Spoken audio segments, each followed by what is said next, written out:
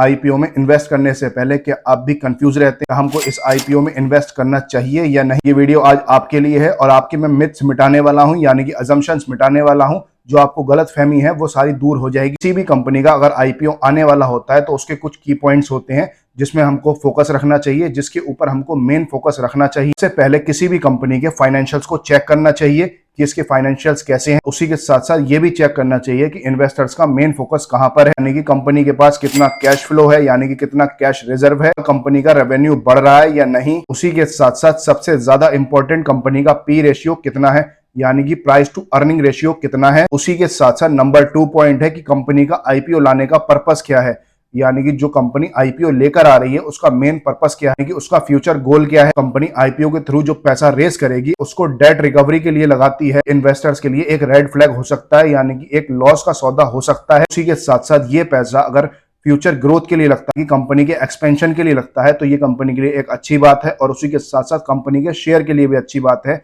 जो कि डायरेक्टली और इनडायरेक्टली रिटेलर्स को बहुत ज्यादा फायदा देगी। उसी के बाद सबसे लास्ट और main point, offer for sale की इशू प्राइस और ऑफर फॉर सेल प्राइस कितना है, कि आईपीओ का ऑफर फॉर सेल और इशू प्राइस कितना है। ऑफर फॉर सेल के प्राइस थोड़े ज्यादा होते हैं तो ये आपके लिए रिस्की हो सकता है, कि रिटेलर्स के लिए यहाँ पर थोड़ा रिस्की हो सकता है। बेसिकली अगर एग्जिस्टिंग इन्वेस्टर्स अपना शेयर बेच रहे हैं, मेजोरिटी ऑफ इन्वेस्टर्स अपना शेयर बेच रहे हैं, यहाँ पर मैक्सिमम चांसेस है कि कंपनी का गोल यहाँ पर सिक्योर नहीं है, कंपनी कभी भी डूब सकती है। कहा जाता है अगर किसी आईपीओ में या किसी कंपनी के अंदर आप इन्वेस्ट कर रहे हैं तो उसकी पूरी रिसर्च करें, यानी कि उसका पी रेशियो क्या है, फंडामेंटल्स कैसे हैं, उसका प्रीवियस रिजल्ट कैसा था, Q1, Q2, Q3 रिजल्ट आप चेक करें या फिर year to year result check करें। इसके साथ साथ ये भी देखें कि कंपनी का पी रेशियो क्या है, यानी कि प्राइस टू अर्निंग रेशियो क्या है, और कंपनी के पास क्या क्या प्रोजेक्ट्स है, क्लाइंट बेस कैसा है, तभी आप किसी आईपीओ में या किसी कंपनी के अंदर इन्वेस्ट करें। इससे पहले एक डिस्क्लेमर भी सुन लीजिए, this is not a buy and sell recommendation, so before investing in any share please do your own research and analysis. अगर वीडियो अच्छी लगी हो तो वीडियो को लाइक करें, चैनल पहली बार आए तो चैनल को सब्सक्राइब करें।